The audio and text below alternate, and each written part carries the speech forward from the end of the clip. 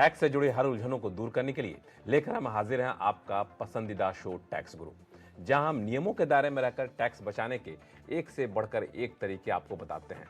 नमस्कार, मैं हूं लक्ष्मण राय और आज हमारे साथ होंगे जाने माने टैक्स एक्सपर्ट शरद कोहली साहब।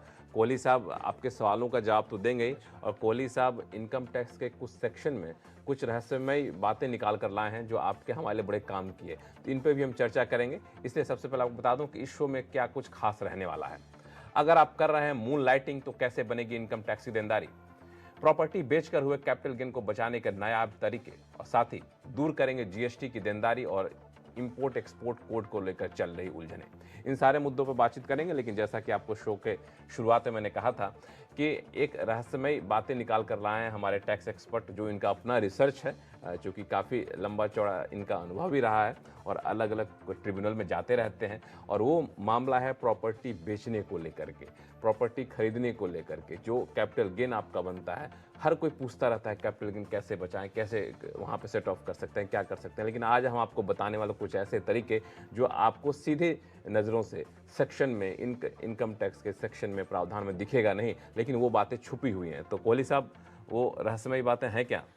जी हाँ लक्ष्मण, सबसे ज्यादा चर्चित सेक्शंस में से सेक्शन 54 है। और आप देखें किसी भी हम एपिसोड को उठा के देख लें तो सबसे ज्यादा आने वाले जो सवाल होते हैं प्रॉपर्टी बेच के प्रॉपर्टी निवेश से संबंधित होते हैं।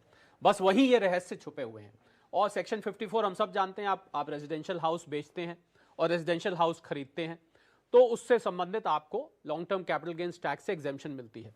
पर ऐसे लक्ष्मण मैं 5 रहस्य निकाल के लाया हूं जो कि कोर्ट की रूलिंग्स के माध्यम से सामने आए हैं, सेक्शन में सीधे नहीं लिखे हुए हैं। और सबसे पहला और सबसे महत्वपूर्ण रहस्य लक्ष्मण इसमें है कि जब आप नई प्रॉपर्टी लेते हैं टैक्स बचाने के लिए, तो क्या वो प्रॉपर्टी आपके नाम होनी चाहिए या आपके स्पाउस के नाम भी हो सकती है। बहुत जरूरी बात है, क्योंकि अभी तक यही मान्यता थी कि जो प्रॉपर्टी आप ले रहे हैं उसमें आपका नाम होना चाहिए। मैं भी यही मानता था कि अगर हमें कैपिटल गेन बचाना है तो प्रॉपर्टी हमारे नाम होनी चाहिए, लेकिन ऐसा जरूरी नहीं है। जी नहीं, 2 रूलिंग्स ऐसी हैं, बल्कि और भी रूलिंग्स हैं, पर मैं 2 मुख्य रूलिंग लाया हूं। रविंद्र कुमार अरोड़ा दिल्ली हाई कोर्ट की रूलिंग है, नटराजन साहब की मद्रास हाई कोर्ट की रूलिंग है। इन 2 रूलिंग्स के अनुसार लक्ष्मण, जिसने प्रॉपर्टी बेची उसने पूरा निवेश किया, परंतु अपनी धर्म पत्नी के नाम वो प्रॉपर्टीज ले ली, अपना नाम बीच में डलवाया ही नहीं।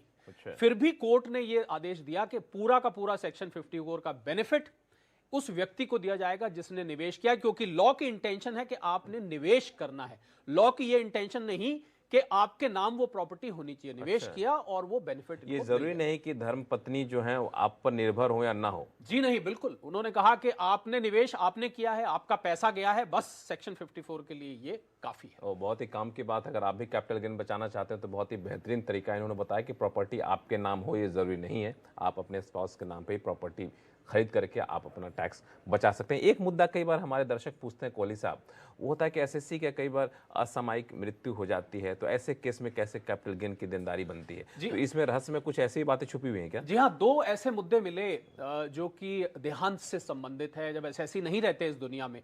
पहला तो ये था कि जो कैपिटल गेन अकाउंट स्कीम में आपको पैसा जमा करना होता है, आपकी रिटर्न फाइलिंग की डेट बीच में आ जाती है, तो जो अनयूटिलाइज्ड अमाउंट रह जाता है, मतलब बीच में एसएससी का देहांत हो गया बदकिस्मती से और वो पैसा अनयूटिलाइज्ड रह गया, तो उसमें जो उनका लीगल एयर है, जो उनका सर्वाइवर है, उसको कैपिटल गेन नहीं देना पड़ेगा। और दूसरा जो मुद्दा निकल के आया जो कि डिमाइस से या देहांत से संबंधित था, वो ये था कि अगर एसएससी का देहांत हो जाता है और सेक्शन 54 का बेनिफिट अभी लेना रह जाता है, तो जो उसके लीगल एयर हैं वो उसका बेनिफिट बाद में बाकायदा ले सकते हैं, जबकि एसएससी नहीं है। और तीसरा इसी से संबंधित, देहांत से संबंधित नहीं है, पर इसी से है कि अगर आप बिलेटेड रिटर्न फाइल कर रहे हैं, मतलब अगर आपने रिटर्न फाइल करी है ड्यू डेट के बाद 31 दिसंबर तक पेनल्टी देके, तो उस हालात में भी आप सेक्शन 54 का बेनिफिट ले सकते हैं। बहुत से लोग ये मानते हैं कि शायद अब डेट निकल गई तो अब ये सेक्शन 54 ऐसा नहीं है। अच्छा, एक और, चूंकि tax@moneycontrol.com पे आप लोग सवाल भेजते हैं, तो उसमें से कई सारे सवाल ऐसे आ रहे थे कि हमने घर जो लिया है वो दरअसल पूरी प्रॉपर्टी नहीं खरीदी, टुकड़ों में खरीदिया, उसका एक पार्ट हमने खरीदा जैसा इस्तेमाल, जैसा उनकी जरूरत थी। तो उसमें कैपिटल गेन के नियम क्या कहते हैं? तो मुझे लगता है इस रहस्य में अगर छुपा हो तो बता दीजिए। जी हाँ, ये आज का 5वां रहस्य समझ लीजिए आप। 4 रहस्य तो मैंने बता दिए। बिल्कुल, अगर आप पार्ट ऑफ द प्रॉपर्टी ले रहे हैं इंडिपेंडेंट हाउस की, मतलब आपने एक घर का, कई दफे ऐसा होता है कि 3 फ्लोर्स हैं, उसमें एक फ्लोर ले लिया, या एक फ्लोर का आपने आधा हिस्सा ले लिया, कुछ पोर्शन ले लिया, परंतु जो अमाउंट सेक्शन 54 में आपने निवेश करना था वो अमाउंट आपने पूरा निवेश कर दिया, तो भले ही वो इंडिपेंडेंट प्रॉपर्टी नहीं थी, आपको उसका बेनिफिट मिल जाएगा। तो लक्ष्मण, ये 5 रहस्य हैं, और मैं मानता हूं कि हमारे जो दर्शक हैं वो सेक्शन 54 का लाभ लेते रहते हैं। इसको ध्यान में रखें, और मैं उम्मीद करता हूं उनको बहुत सहायता मिलेगी इन 5 रहस्यों से। और हमारे टैक्स रूल ने आपको ये हवाला भी दिया है किस ट्रिब्यूनल के किस फैसले के आधार पर ये रहस्य निकलकर सामने आए, आप उसका पूरा फायदा उठाएं और नियमों के दायरे में रहकर टैक्स बचाएं, जो टैक्स रूल का मुख्य मकसद भी है। चलिए अब शुरू करते हैं सवाल जवाब का सिलसिला। सबसे पहली कॉलर है हमारे पास मुंबई से एलिया रिजवी जी। रिजवी जी नमस्कार, बताएं क्या सवाल आपके पास। जी नमस्कार जी। एक्चुअली हमने हमारी प्रॉपर्टी थी पूना में, जो हमने बेच के हमने एक अपने नाम पे फ्लैट लिया था, बट जो हमने परचेज किया था तो हमने हमारे नाम पे और हमारी वाइफ के नाम पे जॉइंट नाम से लिया था। ठीक है। तो इनकम टैक्स ने हमको नोटिस भेज दी कि आपका जो परचेज प्राइस है वो आधा ही गिना जाएगा, क्योंकि आपने अपनी वाइफ का नाम ऐड कर दिया है, जबकि हमारी वाइफ हाउस वाइफ है और उनका कोई फाइनेंशियल कुछ इंडिपेंडेंट स्टेटस है नहीं। तो अब इस केस में अब हम क्या करें, क्योंकि अब इनकम टैक्स के हाथ से नोटिस आ गई हमको। बिल्कुल। जी हाँ रिजवी साहब, देखिए अभी जो मैं रहस्य बता रहा था उससे जुड़ा उसमें हुआ से है। मुझे लग रहा है अजीब इत्तेफाक है कि रिजवी साहब ठीक उसी मुद्दे पे आकर अटक गए। जी हाँ, आप अपील में जाएं, या अगर ऑर्डर हो चुका है तो आप उन असेसिंग ऑफिसर साहब से कहें कि साहब ये रविंद्र कुमार अरोड़ा का दिल्ली हाई कोर्ट का केस है, नटराजन साहब का मद्रास हाई कोर्ट का केस है, कि अगर आपने निवेश अपने पैसे से किया है तो सेक्शन 54 में भले ही आपकी वाइफ का नाम ऐड हो गया हो, उसका पूरा बेनिफिट आपको मिलेगा। बाय डिफॉल्ट आधा उनके नाम नहीं जा सकता। यही नहीं है, मैंने तो जो रहस्य खोला वो तो यहां तक खोला कि आपने पूरा ही अगर अपनी श्रीमती जी के नाम ले लिया था तब भी आपको पूरा बेनिफिट रिजवी साहब मिलेगा। आप इन 2 रूलिंग्स का हवाला दीजिए, और इसके आप अपील में जाना चाहते हैं अपील में जाइए। मुझे इसमें कोई संदेह नहीं है कि ये केस आप जीत के आएंगे, और जब जीतेंगे लक्ष्मण, हमें बड़ी खुशी होती है जब को बताते हैं कि टैक्स बच गया। अब बिल्कुल बताइएगा कि आप ये केस जीते कि नहीं जीते, क्योंकि जो हवाला इन्होंने दिया वो बहुत ही पुख्ता जानकारी है। इसके आधार पर मैं उम्मीद करता हूं कि आपके ऊपर जो टैक्स की देनदारी बन रही है वो काफी हद तक बचती हुई दिखेगी। मुंबई से एक दूसरे कॉलर हमारे साथ हैं, डी कार्निक जी। कार्निक जी नमस्कार। नमस्कार जी। बताएं क्या जी, गाइड मेरी करूंगा। एक शॉप के बारे में एक लीगल मैटर में पेंडिंग है फॉर 25 ईयर। तो अभी एक प्रपोजल आया आउट ऑफ कोर्ट सेटलमेंट का। ठीक है। अभी उसकी शॉप की सर्कल रेट से वैल्यू 60 lakhs है, ठीक है। और ऑफर भी फॉर 15 lakhs ओनली, 1/4 है जो सर्कल रेट का। तो मुझे ये इनकम टैक्स की भी वरी क्योंकि वो नॉर्मली वो तो सर्कल रेट से जाते हैं और एडिशनल टैक्स मुझे देना पड़े वगैरह। तो उसके बारे में गाइडेंस चाहिए था कैसे प्रेजेंटेशन करने का, तो बिल्कुल unnecessary capital gain tax problem नहीं आए।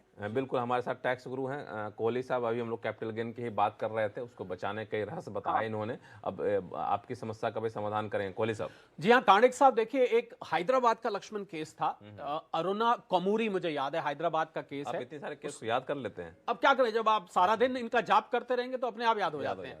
तो कार्निक साहब, इस केस में यही मसला था। तो वहां पर फैसला ये निकल के आया कि जब डिस्प्यूटेड प्रॉपर्टी का मैटर आता है तो इसमें वैल्यूएशन ऑफिसर को अपॉइंट करना जरूरी होता है। तो वैल्यूएशन ऑफिसर जो भी प्रॉपर्टी का वैल्यू करेगा, क्योंकि डिस्प्यूटेड अमाउंट निकल के आ रहा है, तो इसमें 50C जो सेक्शन होता है जिसका आपको अंदेशा है, 50C बिल्कुल लागू होगा, परंतु जो वैल्यू निकाली जाएगी वो वैल्यूएशन ऑफिसर पहले वैल्यू निकालेंगे, उसके बाद अगर डिफरेंस बचता है तो 50C यहां पर अप्लाई किया जाएगा, वरना 50C नहीं अप्लाई होगा। तो मेरी आपको सलाह यह है कि आप इसी लाइंस पर चलें और पहले आप वैल्यूएशन ऑफिसर से इसकी वैल्यू निकलने दें, क्या जो आपको मिला है वो वैल्यूएशन ऑफिसर के हिसाब से कम है या ज्यादा है, उसके बाद 50C यहां पर लागू किया जाएगा। थोड़ा सा मामला पेचीदा है, पर मुझे उम्मीद है कि अगर आप इस तरीके से चलेंगे तो आपको बिल्कुल सही वैल्यू पता लग जाएगी। चलिए ठीक है, तो अगला सवाल लेते हैं सरोज वोहरा जी का, जो इन्होंने ईमेल से भेजा है। दरअसल इनकी समस्या ये है कि इन्होंने 31 अक्टूबर 2005 को 9,99,250 रुपये में फ्लैट खरीदा था, और 25 फरवरी 2021 को 2005 में खरीदा था, और 2021 को इन्होंने 37,50,000 रुपये में इसको बेच दिया। ठीक ठाक प्रॉफिट पे इन्होंने बेचा है। अब इंडेक्स्ड कॉस्ट ऑफ एक्विजिशन के हिसाब से प्रॉपर्टी की कीमत जो है इनको 25,67,000 रुपये दिख रही है, और कैपिटल गेन 11,83,000 रुपये बनता है, ऐसा इनका मानना है। तो मुझे इस साल ये जानना चाहती हैं कि मुझे इस साल नवंबर के अंत में कितना ब्याज भरना होगा। सरोज जी का ऐसा लग रहा है मामला जैसे कि लक्ष्मण इनसे ये डिक्लेयर करना शायद रह गया, ये इनको डिक्लेयर नहीं कर पाए। तो आप देखिए, अगर तो आप as a belated return file कर सकती हैं तो आप एज ए बिलेटेड रिटर्न कर सकते हैं। दूसरा आपके पास विकल्प रहता है, आजकल तो अपडेटेड रिटर्न का कॉन्सेप्ट भी है 139(8)(a) के अंतर्गत। तो आप या तो बिलेटेड रिटर्न फाइल करके अपना रिवाइज, अगर असेसमेंट हो चुका है तो फिर तो आप रिवाइज नहीं कर सकते, नहीं तो आप 139(8)(a) के अंदर 25% अतिरिक्त टैक्स देके, आपको पता होगा जो नया प्रावधान आया जिसके अंतर्गत आप रिटर्न अपनी अपडेट कर सकते हैं, आप उसमें सरोज जी अपनी रिटर्न फाइल करके, क्योंकि आपके सवाल क्योंकि ईमेल से आया है तो ऐसा लग रहा है कि ये डिक्लेयर होने से रह गया है और आप उसकी अब ये त्रुटि की पूर्ति करना चाहते हैं, आप इस गलती को ठीक करना चाहते हैं, तो अपडेटेड रिटर्न 139(8)(a) के अंदर इसीलिए ये सहूलियत दी। और लक्ष्मण, ये सहूलियत तभी है अगर सरकार को फायदा हो रहा हो, अगर एसएससी को फायदा हो रहा हो तो 139(8)(a) की सहूलियत उपलब्ध नहीं होती। तो बड़ा ही नाइंसाफी है तब तो। अब है, ऐसा ही है, जैसे क्या कर सकते हैं। ठीक है, चलिए, तो ये तरीका इन्होंने बताया है हमारे टैक्स रूल ने। फिर भी आपको लगता है कि अगर आपको अभी भी उलझन बनी हुई तो हमें लिखिएगा, और ना हो तो अपना मोबाइल नंबर दीजिएगा अपने सवाल के साथ, तो हम बिल्कुल लाइव आपसे बातचीत करा देंगे हमारे टैक्स गुरु से और आपको बेहतर तरीके से गाइड कर पाएंगे। वली साहब, लोगों के सवाल कई सारे आ रहे हैं, लेकिन पिछले दिनों एक मामला बड़े चर्चा में रहा है और अभी भी चर्चा में है, वो है मून लाइटिंग। पहले तो यह मून लाइटिंग करने दिया जाए कि नहीं करने दिया जाए, सही है गलत है, लेकिन अब बात आगे बढ़ गई है। जो लोग मून लाइटिंग कर रहे हैं उससे जो कमाई हो रही है उस पर इनकम टैक्स की देनदारी कैसे बनती है, तो इसमें मैं 3 अलग अलग हालात देख रहा हूँ। पहला हालात तो ये है कि मान लिया जाए एक एम्प्लॉय किसी एक कंपनी का एम्प्लॉय है, वो दिन भर काम करता है और फिर दूसरी कंपनी के लिए मून लाइटिंग के तौर पे काम कर रहा है, और दोनों एक दूसरे को बता नहीं रहे हैं कि मैं उस कंपनी के लिए भी काम करता हूं। तो ऐसे हालात में इनकम टैक्स के प्रावधान क्या कहते हैं, क्योंकि दोनों ही एम्प्लॉयर अपने हिसाब से इनकम टैक्स काटेंगे, एग्जम्पशन अपने हिसाब से देंगे। जी हाँ लक्ष्मण, जिस चांद का और चांदनी का जिक्र खाली शायरी में, कविताओं में होता था, हमने सोचा नहीं था कभी कि टैक्स गुरु में आज हम उस चांद चांदनी की बात करेंगे, मून लाइटिंग की। बिल्कुल आपने, दोनों एम्प्लॉयर्स जब बिना एक दूसरे के जाने और वो एम्प्लॉय काम कर रहा है तो क्या होगा, बेसिक एग्जेम्पशन 2.5 लाख की दोनों ले लेंगे, स्टैंडर्ड डिडक्शन दोनों ले लेंगे, जो कंसेशनल रेट ऑफ टैक्स है वो दोनों ले लेंगे। मतलब 2.5 लाख से 5 लाख तो 5% लगता है, आपको पता ही है, उसके बाद 10 लगता है, तो वो 20 लगता है, तो वो दोनों ले लेंगे। अब आपको क्या करना पड़ेगा ऐसे हालात में कि तो आपको दोहरा बेनिफिट मिलता है, दोहरा बेनिफिट मिल जाएगा। तो आपको ऐसे में एक अपनी कंपटीशन बनानी पड़ेगी, और जो दोनों के टैक्स को जोड़ने के बाद जो टैक्स निकल रहा है, लाजमी बात है कि वो कम होगा, तो आपको वो डिफरेंस एडवांस टैक्स की तरह अपने आप एडवांस टैक्स की डेट्स पे जमा कराना पड़ेगा, वरना आपके ऊपर ब्याज लगेगा। अब एक हालात ये हो सकता है कि जो एम्प्लॉय मून लाइटिंग कर रहे हैं वो दोनों ही एम्प्लॉयर को बता रहे हैं कि हाँ जी हम आपके लिए काम करें, लेकिन वहाँ भी उनके लिए भी काम करते हैं, तो ऐसे हालात में क्या होगा?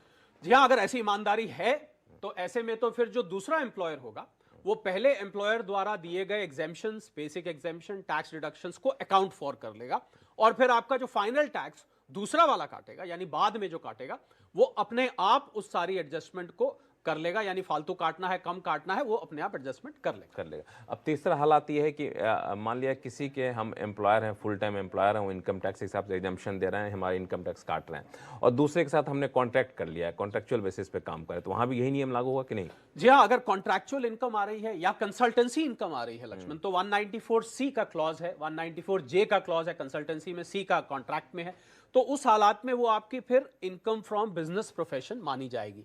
तो ऐसे हालात में आपका अगर कॉन्ट्रैक्चुअल है तो हम जानते हैं कि 30,000 से ऊपर प्रति कॉन्ट्रैक्ट पे टीडीएस कटेगा, 194J कंसल्टेंसी है तब तो 10% टीडीएस कट जाता है। तो ऐसे हालात में आपको कुछ खर्चों का बेनिफिट भी मिलेगा, यानी कि आप जो ये अतिरिक्त इनकम कमा रहे हैं इसमें से इंटरनेट के तौर पे या फिर ऑफिस जी बिल्कुल, अपना आप जो आप छोटा सा बिजनेस कर रहे हैं उसके खर्चे क्लेम करके प्रॉफिट एंड लॉस बना के उसको आप, तो आपकी 2 सोर्स ऑफ इनकम हो जाएंगे, एक इनकम फ्रॉम सैलरी, एक income from business and profession, उसको फाइल करनी पड़ेगी। तो इनकम बिजनेस फ्रॉम प्रोफेशन जो होगा उसमें टैक्स लिमिट क्या होगा? उसमें टैक्स लिमिट जो 2.5 लाख की एग्जेम्पशन है और 2.5 से 5 लाख का टैक्स है, और वो वही चलेगा जो आपका सैलरी से भर चुका है, उसके बाद से काउंट शुरू किया जाएगा। तो अगर आप मून लाइटिंग कर रहे हैं, आपकी आमदनी हो रही है मून लाइटिंग की वजह से, तो आप इन 3 अलग अलग हालात में किसी एक कैटेगरी में पड़ते हैं, तो आपके ऊपर टैक्स की देनदारी ठीक इसी तरीके से बनेंगे जैसा कि हमारे टैक्स एक्सपर्ट शरद कोहली जी ने कहा है। तो आप इसका पूरा ध्यान रखिएगा, वरना मूनलाइटिंग की वजह से जो कमाई हो रही है सारा पता चला इनकम टैक्स पेनल्टी और ब्याज में आपसे लेता जाएगा। इसका बिल्कुल ख्याल रखिएगा। अब फिर से शुरू करते हैं सवाल जवाब का सिलसिला। मुंबई से हमारे साथ अगले कॉलर हैं मदन मोहन जी। मुंबई से इस बार बड़े ज्यादा कॉल आ रहे हैं। मदन मोहन जी नमस्कार। हाँ जी नमस्कार जी। कैसे हैं आप? मैं आपका CNN से रोज सुनता हूँ, 84 इयर्स का हूँ। बहुत बहुत खुशी हुई कि 84 ईयर के हैं, फिर भी हमारे चैनल को देखते हमारे रहते सवाल का जवाब नहीं देते, आप तो नाराज है हमसे। नहीं बताएं क्या सवाल है। हमारा सवाल ये है कि मैं 84 इयर्स का हूँ जी और रिटायर्ड प्रोफेसर हूँ। अच्छा। मेरी एनुअल पेंशन जो है इस साल 14 लाख के करीब है। अच्छा। 14 लाख। हाँ हाँ। और मैंने ऑपरेशन कराया था आंखों का, मेडिकल स्टोर से, वहाँ मेरी एक आंख खराब होगी, तो अब एक ही आंख काम कर रही है इस वक्त। अच्छा। 97 से। हाँ हाँ। और दूसरी प्रॉब्लम ये है कि सुनाई भी कम देता है। अच्छा। तो 1.5 लाख रुपए मैं प्रोविडेंट फंड में जमा करवा रहा हूँ हर साल। ठीक है। इस साल भी करवाया है। ठीक है। तो मैं जानना चाहता था कि मेरे लिए वो दो आपके हैं ना, एक इनकम टैक्स रूल, एक पुराने एक नए, हाँ हाँ। तो दोनों में से कौन सा फायदेमंद रहेगा 1922-23 फाइनेंशियल ईयर की? बिल्कुल बिल्कुल बताएंगे, हमारे टैक्स एक्सपर्ट हैं शरद कोहली जी, बताएंगे आपको। और कुछ पूछना चाहते हैं आप? जाएगा क्योंकि मैं 84 साल का हूँ, किसी वक्त भी भगवान मुझे बुला सकता है। जी नहीं, हम कामना करें कि आपकी उम्र और लंबी हो, आपको जो भी दिक्कतें हैं वो दिक्कतें भी दूर हो जाएं, और आप ये ना सोचें कि भगवान कभी भी आपको बुला लेंगे। आप बिल्कुल स्वस्थ रहें और तंदुरुस्त रहें और दुनिया देखें आप। बाकी टैक्स की उलझनें हम दूर करने के लिए बैठे हुए हैं। कोहली साहब क्या कहेंगे इनको? जी, पहले तो मदन मोहन साहब हमारे सुपर सीनियर सिटीजन है, आपके चरणों में प्रणाम मैं करता हूं। ईश्वर आपको लंबी आयु दे। देखिए, ऐसा लग रहा है सुन के मदन मोहन साहब के आपको 80U का एक बेनिफिट जो मिलता है, जिसमें जो 80% डिसेबिलिटी का मिलता है वो 1.25 लाख का मिलता है। और आपने कहा आप PPF भी जमा कराते हैं तो वो 1.5 लाख रुपए है, तो 80C का भी आपको बेनिफिट मिल रहा है। तो प्राइमा फेसिया ये देख के लग रहा है कि आपको पुराने टैक्स रेजीम में ज्यादा लाभ मिलने वाला है। पर मदन मोहन साहब, पूरी प्रोफाइलिंग टैक्स की जब की जाती है तब ये पूरी तरह से निर्णय आता है। पर मुझे प्राइमा फेसिया जिसको हम कहते हैं, ऊपर से देख के लग रहा है कि आपके लिए पुराना टैक्स रेजीम ज्यादा फायदेमंद रहेगा, क्योंकि आप 80U का बेनिफिट भी ले पाएंगे, 80C का बेनिफिट भी ले पाएंगे, कुछ ब्याज वगैरह आ रहा है तो 80TTB का भी ले पाएंगे। तो आप करके देखिए, और अगर दिक्कत हो हमें दोबारा फोन करिएगा, हमें फिर आपके साथ जुड़कर खुशी होगी। बिल्कुल, कोई दिक्कत हो फिर से लिखिएगा आप हमें, और हम लोग फिर से बात करेंगे और आपकी हर समस्या को सुलझाने की कोशिश करेंगे। कोहली साहब, एक सवाल आया है प्रभा गुप्ता जी का, ये ईमेल के जरिए इन्होंने सवाल भेजा है, और मुझे लगता है शेयर बाजार के निवेशक हैं ये। इनका कहना है कि लॉन्ग टर्म इक्विटी के सेल पर इन्होंने इस साल 2 लाख रुपए का प्रॉफिट कमाया है और इसे गिफ्ट करना है। अब ये जानना चाहती हैं कि कैसे ये टैक्स बचा सकती हैं, या फिर ये जो गिफ्ट करेंगे टैक्स फ्री होगा?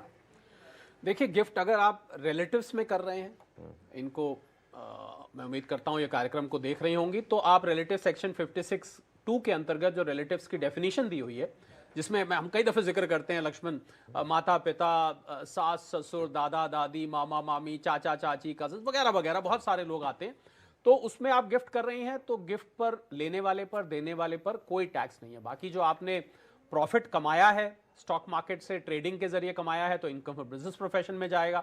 अगर आप निवेशक की तरह कमाया है तो उसमें लॉन्ग टर्म कैपिटल गेन आप लेंगे। 2 लाख है तो आप 112A के अंतर्गत जो 1 लाख का बेनिफिट इक्विटी पर मिलता है वो आप ले सकती हैं। तो मुझे लग रहा है कि ये कुछ और डिटेल्स दें तो हम और खोल के बता सकते हैं। जितना इन्होंने पूछा है उसमें से तो लक्ष्मण इतनी ही सलाह निकल के आ रही है। तो आप जो ईमेल भेजें उसके हिसाब से तो ये सलाह है, लेकिन आपको लगता है कि इसमें कुछ फैक्ट या डिटेल कुछ और देना चाहती हैं आप अपना सवाल भेजिए, और कोशिश करिए अपना मोबाइल नंबर दीजिए ताकि हम आपसे संपर्क कर सकें, और सीधे टैक्स गुरु आपसे सीधा सवाल पूछेंगे, आपसे और जानकारी लेंगे और आपके सवालों का बहुत ही सटीक जवाब देंगे। तो ये सारे सवाल जो थे और जवाब थे इनकम टैक्स से जुड़े हुए, और अब बारी है GST से जुड़े सवाल लेने की।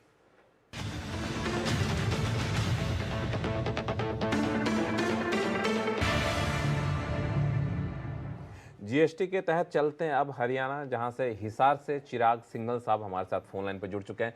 चिराग सिंघल साहब नमस्कार। नमस्कार सर जी, नमस्कार। बताएं क्या सवाल आपके पास? सर मेरा क्वेश्चन था, मेरी एनुअल इनकम रेंटल इनकम है बिलो 20 लाख, ठीक है। अराउंड अबाउट 90 लाख, हाँ, और मेरा इंटरेस्ट इनकम है 4 लाख हाँ, एनुअल। हाँ। तो मैं पूछा था, मेरे को 19 लाख जो मेरा रेंटल इनकम है उस पर जीएसटी चार्ज करना चाहिए या नहीं करना चाहिए? चिराग साहब, आपको हम खुशखबरी दे देते हैं। इंटरेस्ट इनकम जो 20 लाख की लिमिट जो आपके दिमाग में घूम रही है, ऐसा लग रहा है, वो इंटरेस्ट इनकम उसमें नहीं आती है। 20 लाख से जब तक आप नीचे हैं, आपको पता होगा रूल ये कहता है कि 20 लाख जब आप क्रॉस करते हैं उसके 30 दिन के अंदर आपको जीएसटी रजिस्ट्रेशन लेना पड़ता है। क्योंकि अभी आप 19 लाख पे हैं, इंटरेस्ट इनकम को अलग रखिए, उसको जीएसटी के लिए कंसिडर करने की जरूरत नहीं है। तो आपके लिए खुशखबरी सिंघल साहब कि आपको जीएसटी चार्ज करने की बिल्कुल भी फिलहाल जरूरत नहीं है। खुश हो जाइए और कोई टेंशन लेने की आपको जरूरत फिलहाल नहीं है। तो टैक्स गुरु में फिलहाल इतना ही। कोहली साहब, बहुत बहुत शुक्रिया सभी सवालों का बहुत ही बेहतरीन तरीके से जवाब देने के लिए। अगर आपके पास कोई भी सवाल हो, चाहे इनकम टैक्स से जुड़ा हुआ हो या फिर जीएसटी जुड़ा हुआ हो, तो आप हमें लिख भेजिए tax@moneycontrol.com पर। हाँ, आप अपना जब सवाल भेजते हैं तो उसके साथ अपना नाम और मोबाइल नंबर लिखना ना भूलें, ताकि हम आपसे संपर्क कर सके, आपके सवालों की बारीकी को समझ सके। और अगले हफ्ते फिर हाजिर होंगे नए मुद्दों के साथ, नए सवालों के साथ। तब तक के लिए दीजिए इजाजत। नमस्कार। देखते रहिए CNBC आवाज़।